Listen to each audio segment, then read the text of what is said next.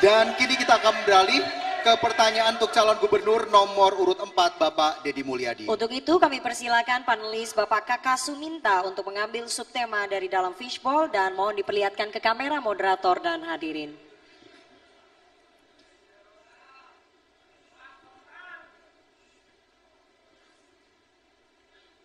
Huruf E masih tersegel, amplopnya terjaga kerahasiaannya. Pertanyaan untuk calon gubernur nomor urut 4 Bapak Deddy Mulyadi, saya hanya akan bacakan satu kali dan tidak akan kami ulangi. Isu lingkungan di Jawa Barat memuat 4 masalah utama, yakni perubahan tata ruang hutan dan lahan, sumber daya air permukaan, persampahan, dan pencemaran udara. Pertanyaannya, bagaimana upaya strategi Anda mengatasi masalah tersebut? Strateginya tadi sudah disampaikan sebenarnya. Yang pertama adalah melakukan perubahan tata ruang agar ruang gunung itu diperluas karena hari ini semakin menyempit.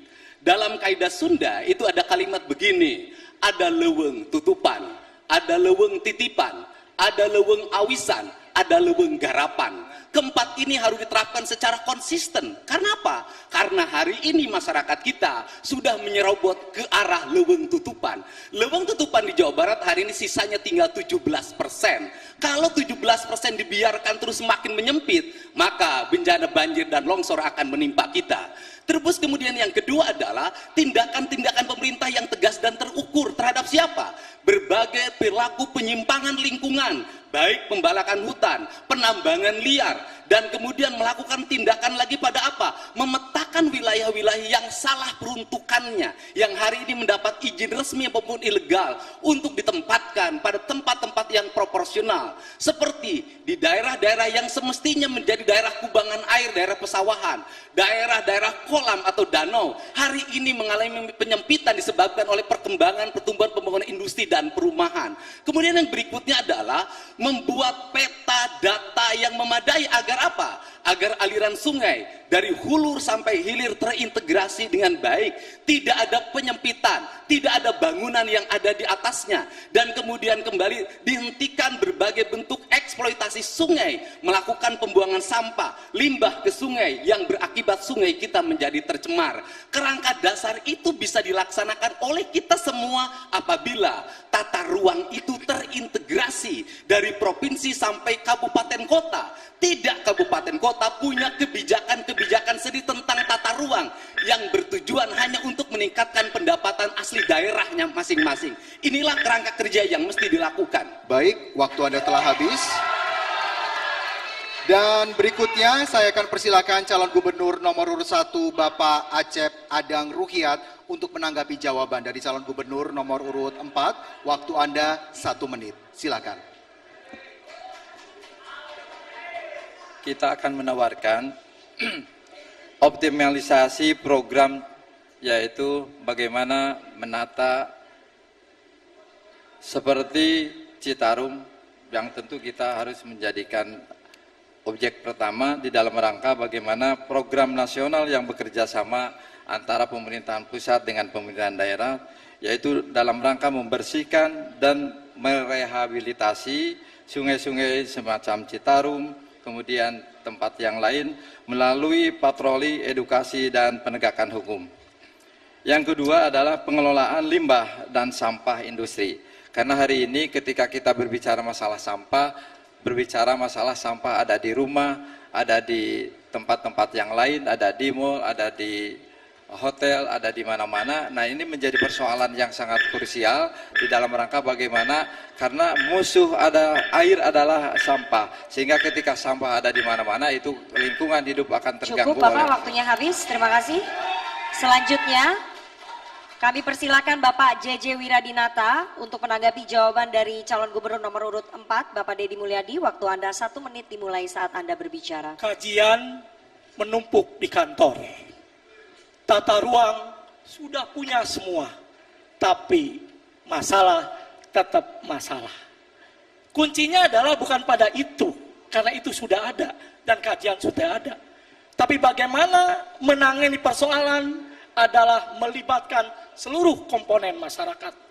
Pelelangan hutan yang berfungsi hanya kepada komersial tentu akan berakibat kepada hal seperti itu. Masyarakat di sekitar hutan sekarang ini mengalami kemiskinan yang luar biasa. Hutannya hilang, miskinnya juga luar biasa hadirin sekalian. Maka dengan melibatkan masyarakat, sampah, banjir, sungai tentu akan menjadi bagian ketika masyarakat mendapat manfaat dari pengelolaan hulu, tengah, dan muara hadirin sekalian. Itulah yang kami tawarkan dalam konsep membangun Jawa Barat ke depan hadirin sekalian. Baik, terima kasih kepada calon gubernur nomor urut 2. Selanjutnya kita minta kepada calon gubernur nomor urut 3 Bapak Ahmad Saiku untuk menanggapi jawaban dari calon gubernur nomor urut 4. Waktu Anda 1 menit dimulai saat Anda berbicara. Bagi pasangan ASI, kami akan menawarkan 3 hal. Yang pertama, perlunya edukasi, baik kepada masyarakat secara luas, maupun yang lebih penting adalah kepada siswa-siswa, sehingga mereka paham akan lingkungan hidup sejak dini. Bagaimana anak-anak mulai difahamkan tentang pentingnya 3R, reuse, reduce, dan recycle, sehingga mereka paham betul dan mulai tertib dan disiplin untuk memulai dari diri mereka sejak dini, memilah sampah sejak di sumber. Kemudian yang kedua, perlunya koordinasi dengan pemerintah, kota, kabupaten, dan pusat. Dan ini harus dilakukan kolaborasi, sehingga penanganan berbagai isu-isu lingkungan bisa dilakukan secara tuntas. Dan yang ketiga, perlunya teknologi tepat guna untuk mengelola lingkungan hidup. Di antaranya adalah mengelola sampah. Jangan sampai open dumping atau dilakukan dengan sanitary landfill Cukup, saja. Bapak. Terima kasih. Calon gubernur nomor urut 3 dan selanjutnya kami persilakan calon gubernur nomor urut 4 Bapak Deddy Mulyadi merespon kembali tanggapan dari calon gubernur 1, 2, dan 3. Waktu Anda 1 menit dimulai saat Anda berbicara. Ada 2 hal yang semestinya saya tekankan. Yang pertama adalah hal yang kultural. Kenapa saya ngomong tentang papat kalimat tunggal, tentang manusia Sunda? Sesungguhnya ajaran papat kalimat tunggal dan manusia kultural dan ajaran Sunda yang sering orang menuduh sebagai kemusyrikan itu adalah ajaran manusia itu hidup selaras dan harmoni dengan alamnya. Maka dalam kaidah-kaidah orang Sunda yang tinggal di kampung adat, tidak pernah mereka hidup bertentangan dan melakukan perusakan lingkungan. Bahkan mereka hidup dalam setiap hari bertauhid pada lingkungan, hidupnya menjaga keseimbangan alam. Kemudian yang kedua adalah aspek yang bersifat teknis. Kita jujur bahwa tata ruang di kita hari ini belum secara konsisten mengarah pada upaya konservasi dan sumber daya lingkungan.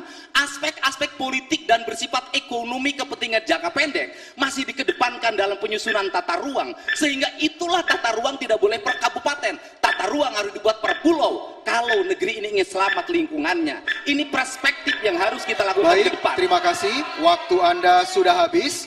Sekali lagi kita berikan apresiasi paling meriah untuk 4 calon gubernur Jawa Barat tahun pemilihan 2024 atas jawaban dan juga tanggapannya. Dan kita akan jeda terlebih dahulu. Kami akan kembali dengan pendalaman visi misi dengan subtema lainnya. Sejumlah gagasan akan disampaikan oleh 4 calon wakil gubernur Provinsi Jawa Barat di segmen berikutnya. Tetap bersama kami di debat kedua calon gubernur dan calon wakil gubernur Jawa Barat pemilihan tahun 2024.